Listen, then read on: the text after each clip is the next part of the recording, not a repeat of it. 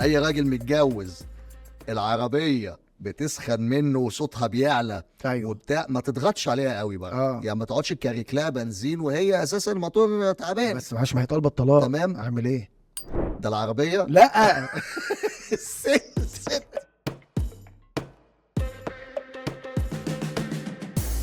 انت عايز تدخل موضوعين في بعض ليه بس؟ عشان يا ابني لا، مش موضوعين في بعض. انت دلوقتي لما بتبقى في صلاح سالم والدنيا في خنقه، انت كاتب قدامه الجواز، ايه علاقه صلاح سالم بالجواز؟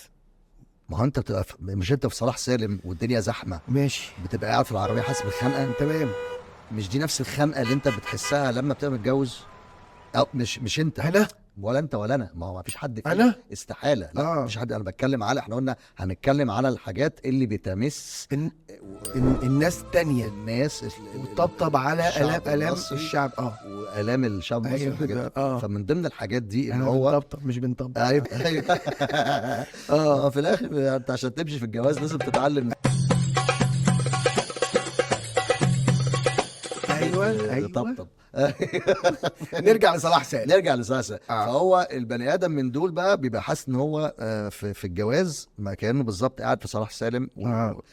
ولو انت مش متجوز بتحس ان انت على الدائري وبس عارف ان انت في الاخر هتنزل فين؟ هتنزل تتعك في صلاح سالم ده.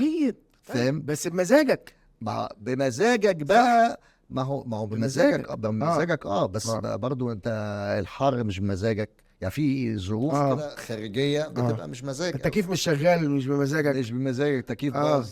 بالظبط. خد بالك في عجله ضربت في وسط الخنقه بتاعت المرور. فاهم؟ فانت بتحس ان انت متجوز بس ايه، في عجله ضربه ضربت في الجواز في العربيه. في صلاح سالم. في صلاح سالم. فاهم؟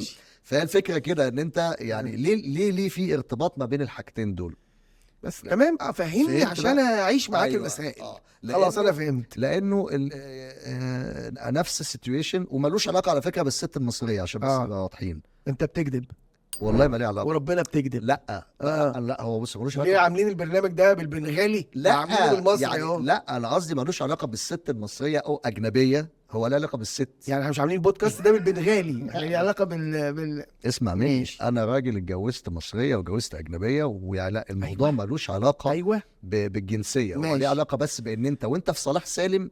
هل انت مزنوق في الزحمه في عربيه BMW هايلايت فول اوبشن فتحه سقف ولا جنوط 18 ولا في عربيه فيرنا من غير تكييف؟ فاهم انت؟ هي دي الفكره بس. لكن هي نفس الفكره دي في الجواز ولا فين؟ يعني وانت في صلاح سالم ولا في صلاح سالم؟ انت يعني انت حاول انت تشبك معايا. ماشي تمام. ماشي يا معلم. اسمها هايلايت ولا هايلاين؟ هايلاين. عشان ما غيرتش من فتره بس. العربيه هايلاين. ايوه. لكن الست هي اللي تبقى هايلايت. ده هي ايوه تمام.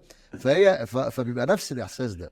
والغريبه انه الست يعني مهما حاولت تتغير، يعني برضه عشان اقول برضه اللي لينا واللي علينا برضه احنا رجاله برضه يعني ما بيعجبناش العجب في مصر. ايوه تعالى لي بقى. يعني ايوه الست لبست لك حجاب ما لبستش حجاب. غيرت فرش، حطت فرش جلد. الست ركبت سبويلر. ايه الست ركبت سبويلر؟ العربيه. ما انت العربيه لو انت غيرت السبويلر اوكي وحطيت مثلا جنوط عريضه كبرت لو كبرت الجنوط او مش عارف عملت ايه بتاع ما فيش. ما هي دي مصاريف كلها. ما هي دي مصاريف. ما هو هنا بقى الفكره ان هي مهما بتعمل انت ما بتبقاش راضي. ليه؟ لان انت دافع مصاريف الحاجات دي كلها. ايوه صح. فاهم انت الفكره؟ فهمت. فدي حاجه او لان صاحبك اشترى زيرو فبرضه دي مشكله. ده هو اللي بيقول. ده انت اللي بتقول.